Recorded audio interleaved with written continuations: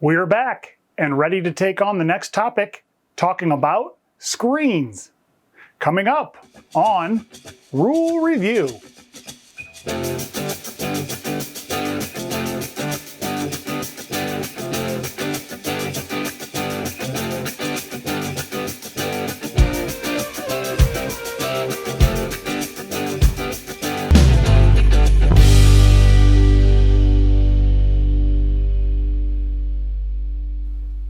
Hello again. Welcome back to the Officials Institute.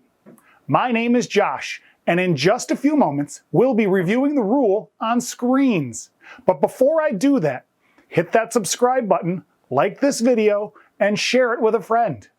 Go ahead and do it right now, and we can all get better together.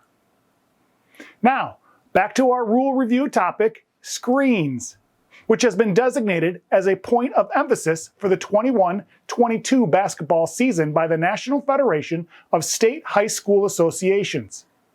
When ruling on screening plays, officials need to consider many factors. Was the screener within their own vertical plane? Did they allow enough time and distance for their opponent? Was it set in or outside the player's visual field? Finding the right answer to these questions can be difficult, especially during a game when the play can happen so quickly. So let's go over some video right now and review a few of these difficult plays on screens. Roll those clips.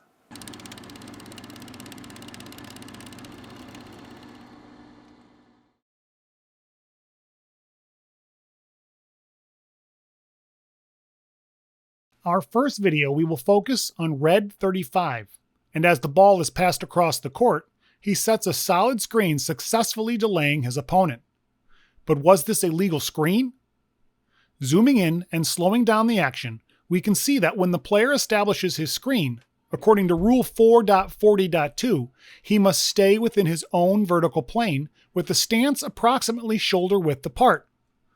But since this screener sticks his arm and leg outside the frame guideline, when contact occurs, affecting the defender's ability to reach his intended target, such contact should be considered illegal, and a foul has occurred. Let's watch it again.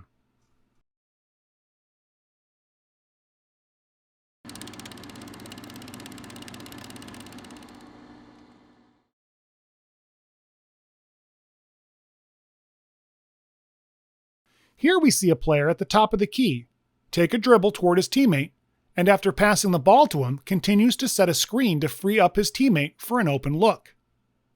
Let's take a closer look and analyze this play. In a guarding situation against a player in control of the ball, the defender must have 2 feet on the ground and facing the opponent. But since this player passed the ball, it is no longer a guarding situation. It becomes a screening play involving a moving player. And this means, according to Rule 4.40.5, the screener shall allow the opponent time and distance to avoid contact. That time and distance, however, may vary between 1 to 2 normal steps and is determined by the speed of the player to be screened.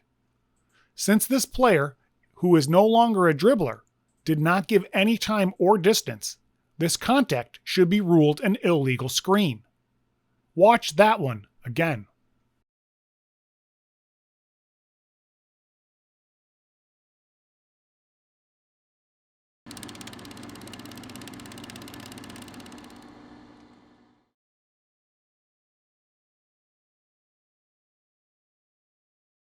The next clip shows a player at the top of the three-point arc, looking to run a play, and a teammate sets a back screen to create a backdoor cut. Legal screen, right? Let's find out. As we watch 15 White approach his defender, who, for the most part, is a stationary opponent, he sets his screen here, stopping just short of contact. But the position of his screen in relation to his opponent makes a difference on what the screener can do. Since he sets up directly behind and outside the defender's visual field, the screener shall allow the opponent 1 normal step backward without contact, as stated in Rule 4.40.4. Since he did not allow this 1 normal step before contact occurred, this back screen is illegal and should be ruled a foul on the offense. Here's one last replay.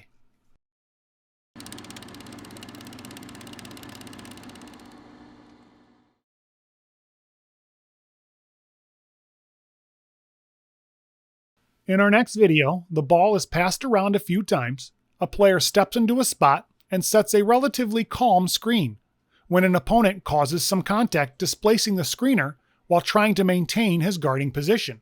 The game officials allow this contact to happen, letting play continue on with no whistle. If we replay this video and analyze the action, we can see that after the screener takes a stationary position well within the visual field of his opponent, which means according to Rule 4.40.8, that opponent is expected to avoid contact by going around the screener and may not use his hands to force through the screen in order to maintain a guarding position. So, as soon as the defensive player pushes the screen away, it becomes a foul on the opponent and play should be stopped. Just as an illegal screen should be penalized, an opponent that doesn't respect a legal screen by breaking their responsibility of the rule should likewise be penalized. Here it is again.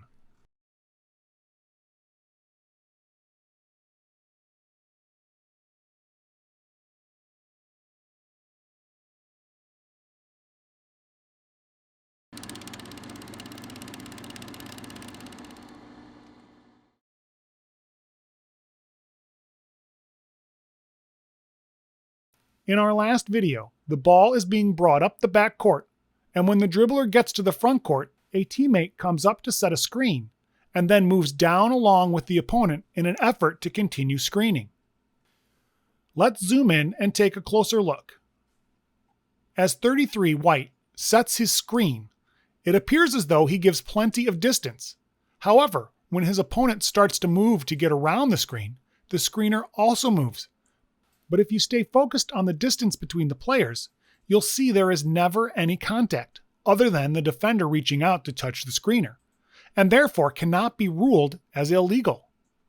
Remember, the definition of a screen as written in 4.40.1 says a screen is legal action by a player who, while touching the playing court without causing contact, delays or prevents an opponent from reaching a desired position.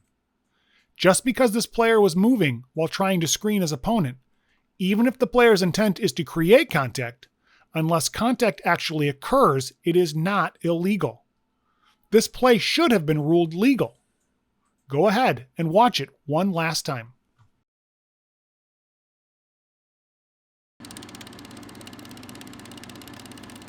There it is, screens! I hope this helps you feel better about the different types of screenplays you may see and better prepares you for the next time you encounter similar plays in your future games. Until we see you again, have a good game. Hey, you made it to the end of this video, which means it's time to hit those like, subscribe, and share buttons. Also, please consider making a donation and help keep this channel running with the best basketball rules video training anywhere. I'll see you in the next one.